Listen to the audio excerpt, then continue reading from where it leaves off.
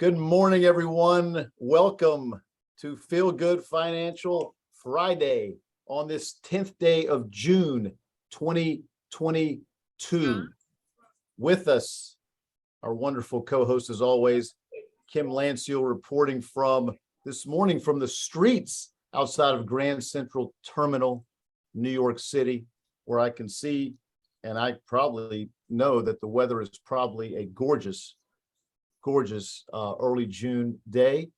And Sam Castellan reporting from Miami, who's going to give us the angle on crypto and real estate a little later in the session. But wanted to start, unfortunately, last Friday we had Jobs Friday, and this Friday was CPI Friday. And the news this morning, May CPI came in at 1%, hotter than expected, a little higher than the 0.7% estimate, which brings the year-over-year CPI inflation rate to 8.6%, the highest since 1981. We just surpassed the 8.5% we got in March. So, I feel like we're doing an inflation podcast here every week with these numbers, but what do you make of this? Kim, give us a story. Yeah, I could tell you what's happening in the big box stores here. So, my beloved Target, Walmart, Michael's, all these big box stores, they're reassessing their inventory, what they have. So what they're trying to do is, they see that consumers just aren't buying the big expensive items that they normally would be able to sell, the $200-$300 items. Instead, they're purchasing, because of the inflation soaring, the basics. And they're actually doing a lot of price cuts on their basic goods. In fact, what I just saw on Fifth Avenue was the new store below five below. I've never seen anything like that on Fifth Avenue. You always equate Fifth Avenue to Saks Fifth Avenue, all these other high-end stores. And a lot of those high-end stores, they've just not made it. They simply haven't made it. So, you know what? We've been warned about what was happening. The retailers were kind of understanding what was very likely to come and how it's, definitely, it's, kind of changing consumer spending. So I actually got in the mail yesterday my beloved Bed Bath & Beyond coupon, and the front and center was an espresso maker, actually 4 of them, priced $250 or more. But I went into Bed Bath & Beyond right after that to use my coupon, and that wasn't around. They're moving those high price items to the back shelves because people just simply, they can't afford them.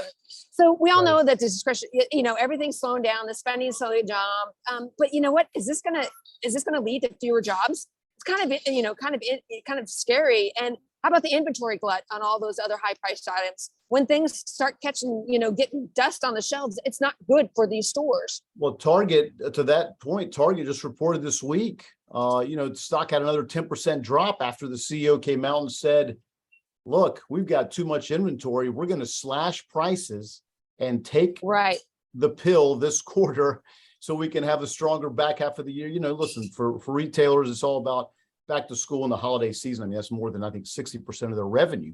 And that is, let's hope it's going to kick back, because very different from a year ago.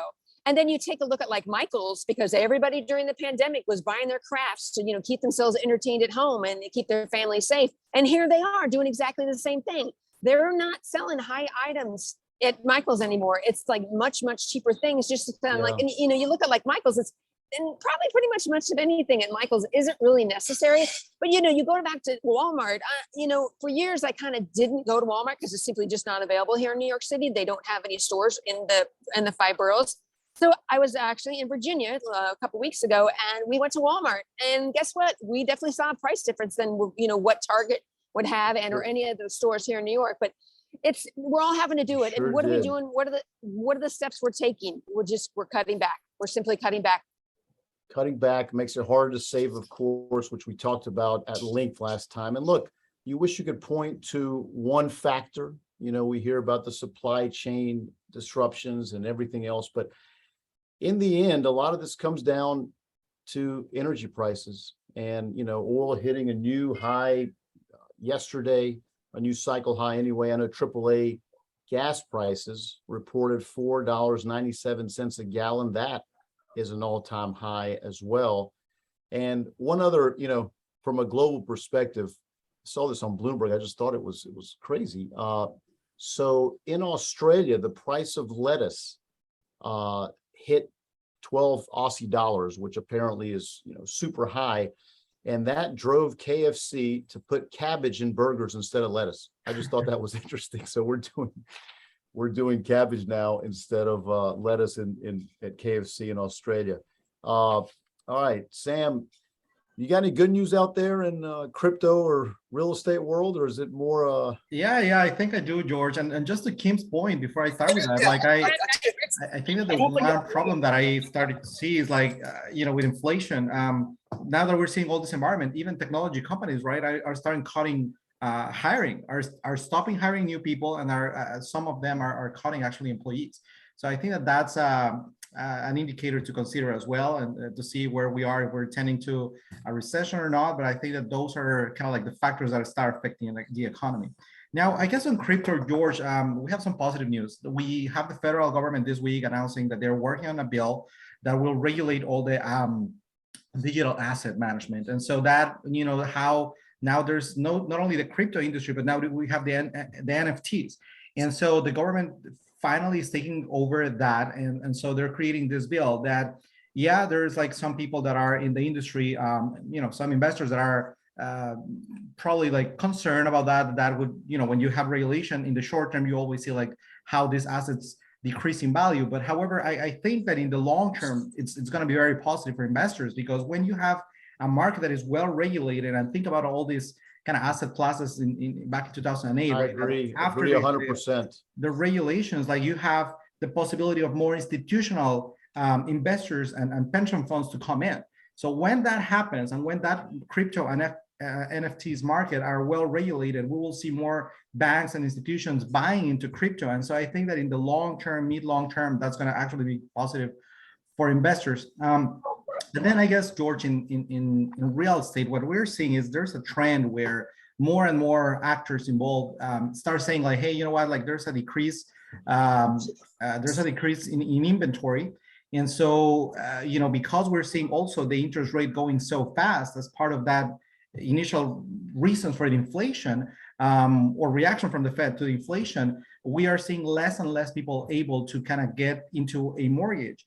And so two things happen, right? Like first, people that were able to maybe afford a house that was $1 million, now they can only afford maybe a $500,000 house, right? Because the mortgage is going to be more expensive. Well, their potential payment has basically doubled in a few months here. I mean, you're talking about going from low 3s to low 5s, not nearly a double in the interest rate, but it does affect those mortgage payments. Kim, I know you got a story. You were about a little north of Palm Beach in Florida, talking about price cuts and more inventory, something we haven't heard in real estate in years. Not at all.